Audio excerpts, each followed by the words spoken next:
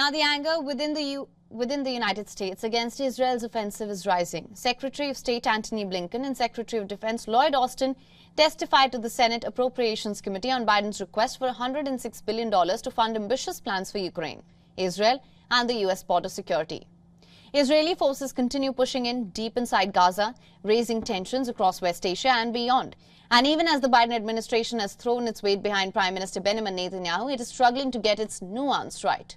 When Hamas militants burst out of Gaza and attacked southern Israel on the 7th of October, Biden offered full support for Israel, saying he relayed to Israeli Prime Minister Benjamin Netanyahu that Israel has the right to defend itself and its people.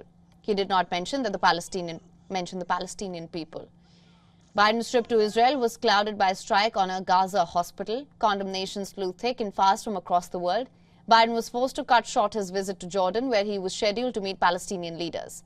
Let me take you through the sequence of the statements here as well in the past 3 weeks that shows how the United States has been changing its stance and statements. Let's start with the 10th of October when Biden called the attack on Israel by Hamas an act of sheer evil. I just got off the phone with a third call with Prime Minister Netanyahu, and I told him the United States experience what Israel is experiencing, our response would be swift, decisive and overwhelming. Flying home after a brief Tel Aviv visit, Biden told reporters that he had been blunt with Israelis about the need to support getting aid to Palestinians in Gaza and pledged support to Israelis and humanitarian assistance to suffering Palestinians. No, I was very blunt about the need to support getting humanitarian aid to Gaza. Get it to Gaza and do it quickly.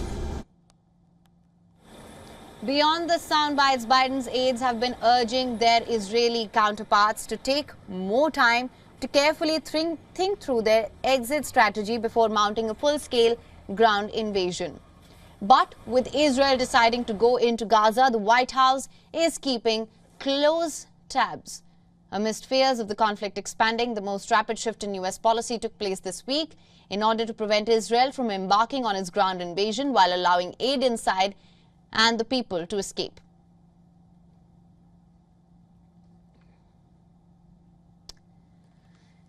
With pressing international demands for a humanitarian pause, White House now says that the United States wants to make sure Israel has the tools it needs to defend itself and go after Hamas, and that humanitarian assistance keeps flowing. But making a decision between Hamas and the residents of Gaza? Listen into what the U.S. Secretary of State said a week ago. We know Hamas does not represent the Palestinian people, and Palestinian civilians are not to blame for the carnage committed by Hamas. Palestinian civilians must be protected. That means Hamas must cease using them as human shields. It's hard to think of an act of greater cynicism. It means Israel must take all possible precautions to avoid harm to civilians. It means food, water, medicine, and other essential humanitarian assistance must be able to flow into Gaza and to the people who need them. We're making sure Israel has what it needs to defend itself and respond to these attacks. It's also a priority for me to urgently address the humanitarian crisis in Gaza. At my direction, our teams are working in the region, including communicating directly with the governments of Israel, Egypt, Jordan, and other Arab nations, and the United Nations to surge support and humanitarian consequences for Hamas attack to help Israel. You know, we can't lose sight of the fact that the overwhelming majority of Palestinians had nothing to do with Hamas and Hamas's appalling attacks, and they're suffering as a result as well.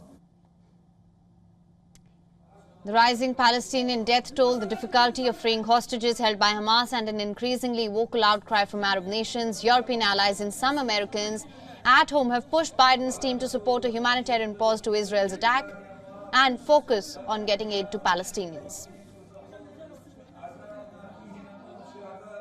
What we have said should be considered and explored are temporary localized humanitarian pauses to allow aid to get to specific populations and maybe even to help with the evacuation of people that want to get out, move more to the south. We do support that. We do not support a ceasefire at this time. WION is now available in your country. Download the app now. Get all the news on the move.